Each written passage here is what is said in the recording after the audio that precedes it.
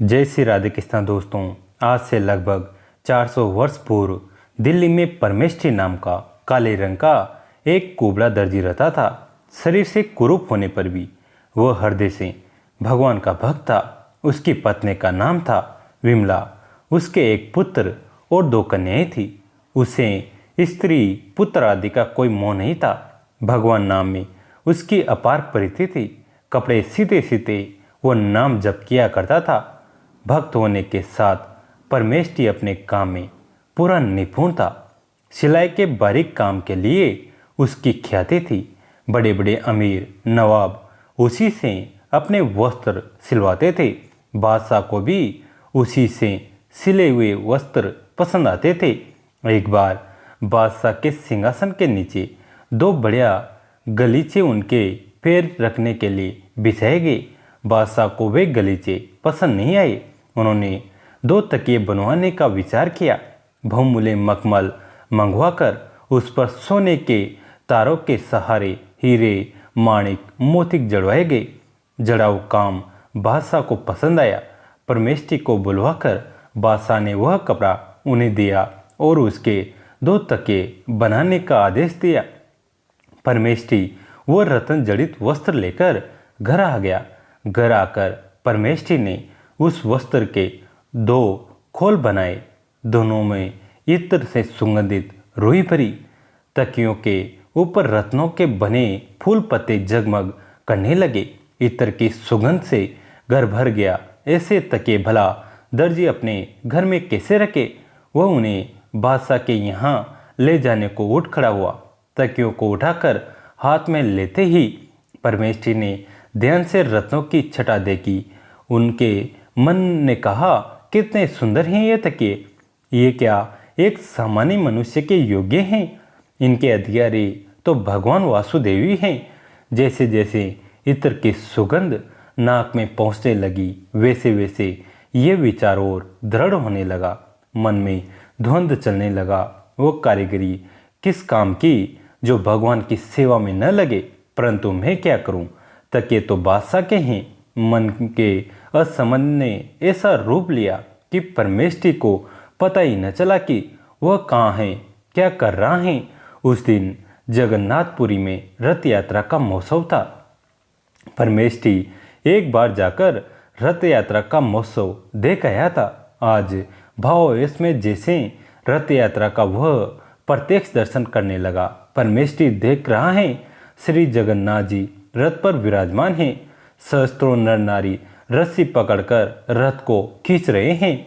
कहीं पीछे से ठेल रहे हैं। कीर्तन हो रहा है। जय जयकार गूंज रहा है। सेवक गुण एक के बाद एक वस्त्र विछाते जा रहे हैं। श्री जगन्नाथ जी एक वस्त्र से दूसरे वस्त्र पर पधारते हैं। सहसा वस्त्र के कठिन आघात से जगन्नाथ जी के नीचे बिछाया हुआ वस्त्र फट गया। सेवक मंदिर में दूसरा वस्त्र लेने दौड़े। ऊपर उन्हें देर होने लगी। परमेष्ठी से यह दृश्य देखा नहीं गया। उन्होंने शीघ्रता से 2 तकिए में से एक जगन्नाथ जी को अर्पण कर दिया। प्रभु ने उसे स्वीकार कर लिया। परमेष्ठी के आनंद का पार नहीं रहा। वह आनंद के मारे दोनों हाथ उठाकर नाचने लगा। परमेष्ठी ने स्वप्न नहीं देखा था। सचमुच रथ यात्रा में भगवान जगन्नाथ स्वामी ने नीचे का एक वस्त्र फट गया था और पुजारियों ने देखा कि किसी भक्त ने रथ पर एक बहुत मूल्य रत्न जड़ित तकिया प्रभु को चढ़ा दिया है। यहाँ होश में आकर परमेष्ठी ने देखा कि एक तकिया गायब है। उसे बड़ा आनंद हुआ। सर्व अंतर्यामी प्रभु ने उसके हृदय की बात जानकर एक तकिया स्वीकार कर लिया। अब उसे किसी का क्या भय? शूद्र बादशाह उसके प्राण ही तो ले सकता है। वह क्या मृत्यु से डरता है? उसके दयामय प्रभु ने उस पर इतनी कृपा की। वो तो आनंद के मारे कीर्तन करता हुआ नाचने लगा। बादशाह के सिपाही उसे बुलाने आए। एक तकिया लेकर वो बादशाह के पास पहुंचा। बादशाह तकिए की कारीगरी देखकर बहुत संतुष्ट हुआ। उसने दूसरे तकिए की बात पूछी। परमेष्ठी ने निर्भयता पूर्वक कहा, उसे तो नीलाचलनाथ श्री जगन्नाथ स्वामी ने स्वीकार कर लिया है। पहले तो बादशाह ने प्रयास समझा। वह बार बार पूछने लगा। जब दर्जी ने यही बार अनेक बार कही तब बादशाह को क्रोध आ गया। उन्होंने परमेष्ठी को कारागार में डालने का आदेश दे दिया। परमेष्ठी कारागार की अंधेरी कोठरी में पड़े पड़े प्रभु का स्मरण कर रहे थे। सहसा हथकड़ी टूट गई। तड़ाक तड़ाक करके बेड़ियों के टुकड़े उड़ गए। बड़बड़ाकर बंदी गृह की कोठरी का द्वार खुल गया। परमेष्ठी के सामने एक अपूर्व ज्योति प्रकट हुई। दूसरे ही क्षण शंख चक्र गदा पद्मधारी प्रभु ने उन्हें दर्शन दिया। परमेष्ठी आनंद मग्न होकर प्रभु के चरणों में लौटने लगे। प्रभु ने कहा, परमेष्ठी, मेरे भक्त से अधिक बलवान संसार में और कोई नहीं। किसका साहस है जो मेरे भक्त को कष्ट दे? आ बेटा, मेरे पास आ। परमेष्ठी तो कृतार्थ हो गया। प्रभु ने अपने चरणों पर गिरते हुए उन्हें उठाया, उनके मस्तक पर अपना अभय कर रखा। उन्हें मुक्त करके वे अंतर ध्यान हो गए। उधर बादशाह ने स्वप्न में एक बड़ा भयंकर पुरुष देखा, जैसे साक्षात महाकाल अपना कठोर दंड उठाकर उसे पीट रहे हो और गर्जन करके कहते हो, तू परमेष्ठी को कैद करेगा। तू बादशाह डर के मारे चीखकर जग गया। वह थर थर काँप रहा था। उसका अंग अंग दर्द कर रहा था। शरीर पर प्रहार के स्पष्ट चिन्ह थे। सवेरा होते ही उसने मंत्रियों से स्वप्न की बात कही। सबको लेकर वह कैदखाने गया। वहाँ पहरेदार सोए पड़े थे। परमेष्ठी की हथकड़ी बेड़ी टूटी हुई थी। उनके शरीर से दिव्य तेज निकल रहा था। वे ध्यान में मगन थे।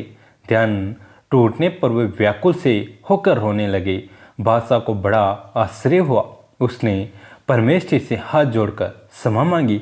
नाना प्रकार के वस्त्राभूषणों से सज्जित करके हाथी पर बैठाकर गाजे बाजे के साथ उन्हें सर लाया। बहुत सा धन दिया। उसने चारों ओर भक्त परमेष्ठी का जय जयकार होने लगा। परमेष्ठी को ये मान प्रतिष्ठा बिल्कुल नहीं रुचि। प्रतिष्ठा से बचने के लिए दिल्ली छोड़कर वे दूसरी जगह चले गए और वहीं रहकर पूरा जीवन उन्होंने भगवान के भजन पूजन में व्यतीत किया। दोस्तों, कैसी लगी आज की कहानी कमेंट करके ज़रूर बताएं। वीडियो को लाइक करें, चैनल को सब्सक्राइब करें, घंटी के बटन को दबाकर ऑल पर क्लिक करें। दोस्तों, इससे अपने दोस्तों के साथ शेयर जरूर करें।